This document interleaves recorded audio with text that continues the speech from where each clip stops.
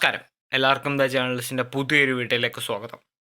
കേരള ബ്ലാസ്റ്റേഴ്സിൻ്റെ മിഡ്ഫീൽഡ് എഞ്ചിനായ Indian international Jeakson Singh Kerala Blasters വിടുമോ ഇല്ലയോ? ഈ ഒരു വാർത്തയാണ് ഇപ്പോൾ ട്വിറ്ററിലും ഇൻസ്റ്റാഗ്രാമിലൊക്കെ പ്രചരിച്ചുകൊണ്ടിരിക്കുന്നത്.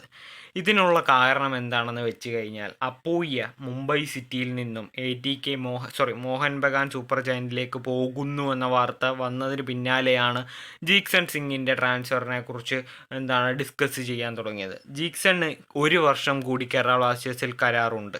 എങ്കിലും അടുത്ത വർഷം ഫ്രീ ഏജൻ്റായിട്ട് താരം വേറൊരു ക്ലബ്ബിൽ പോകുന്നത് ക്ലബിന് ഒട്ടും ഒരു ലാഭകരമായിട്ടുള്ളൊരു കാര്യമല്ല. അതുകൊണ്ട് ഈ ഒരു സീസണിൽ തന്നെ വലിയൊരു തുകയ്ക്ക് വമ്പൻ ടീമായ മുംബൈ സിറ്റി FCയിലേക്കോ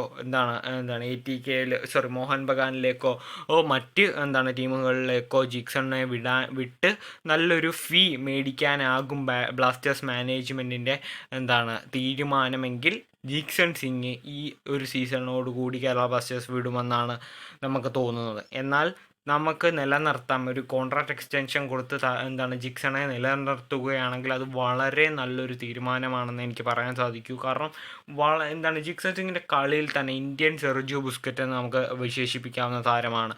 ഓരോ തവണ ബോൾ ഹോൾഡ് ചെയ്യുകയും അറ്റാക്കിൻ്റെ സമയത്ത് അറ്റാക്ക് പോവുകയും ഡിഫൻസ് കളിക്കുന്നിടത്ത് ഡിഫൻസ് കളിക്കുന്ന വളരെ ഈ ഒരു യങ് ഏജിൽ തന്നെ ഇത്ര പക്വതയുള്ള പ്ലെയർ വേറെ ഇല്ല എന്ന് നമുക്ക് നിസ്സംശയം പറയാവുന്ന കാര്യമാണ്. പിന്നീട് നമ്മുടെ രാഹുൽ KPയുടെ വാർത്തയിലേക്ക് വരുമ്പോൾ താരം ചെന്നൈയിൻ FCയിലേക്ക് പോകുമെന്ന വാർത്തകളാണ് ഇപ്പോൾ പുറത്തു വരുന്നത്. അത് വെറും ഒരു റൂമറാണ് എന്ന് പറയാം. എങ്കിലും ചെന്നൈയിൻ FC ഇപ്പോൾ കുറേ ഇന്ത്യൻ താരങ്ങളെ നോട്ടമിട്ടിട്ടുണ്ട്. അവർ ഗുർക്കീറത്തിനെയും കിയാൻ നസീരിയെയും ഒക്കെ ടീമിൽ എത്തിച്ചിട്ടുണ്ട്.